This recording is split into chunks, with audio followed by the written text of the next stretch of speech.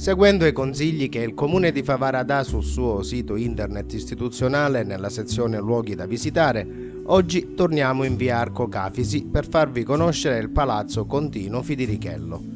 Prima però vogliamo fare una correzione a un servizio andato in onda nei giorni scorsi.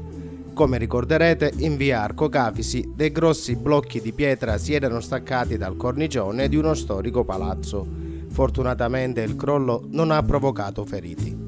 Erroneamente, a quanto da noi detto, la paternità di quello stabile non è da attribuire a Giuseppe Cafisi, arciprete di Favara, ma a un nipote di suo fratello. Lo stabile, infatti, fu fatto costruire dal marchese Giuseppe Cafisi, deputato alla Camera del Regno d'Italia nella X e XI legislatura. Fatte le dovute precisazioni storiche, ci occupiamo adesso di Palazzo Contino Fidirichello o di quello che resta del neoclassico immobile settecentesco. L'ingresso principale del palazzo si affaccia sulla divelta via Arco Cafisi, la stradina chiusa al transito dal comune per problemi di pubblica sicurezza, ma della quale paradossalmente lo stesso ente promuove i due storici palazzi che vi sono ubicati.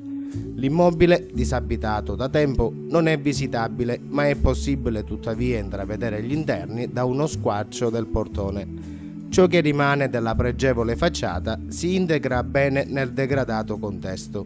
Se i lati del palazzo che si affacciano su via Arco Cafisi e via Giuseppe Cafisi mostrano alcune criticità che potrebbero mettere a rischio l'incolumità pubblica, apparentemente più affidabile sembra il prospetto dal lato di piazza Cavour.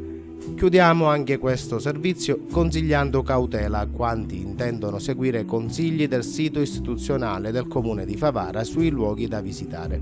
Nell'ipotesi quindi che qualche turista si avventuri in via Arco Cafisi, diciamo di fare bene attenzione a dove si mettono i piedi e, se è possibile, indossate un casco per proteggervi da eventuali crolli leggeri. Il consiglio è ovviamente esteso anche alle restanti parti del centro storico cittadino perché, se è vero che la città di Favara si candida a essere un centro turistico, è altrettanto vero che quando dominano abbandono e indifferenza, i pericoli sono sempre dietro l'angolo.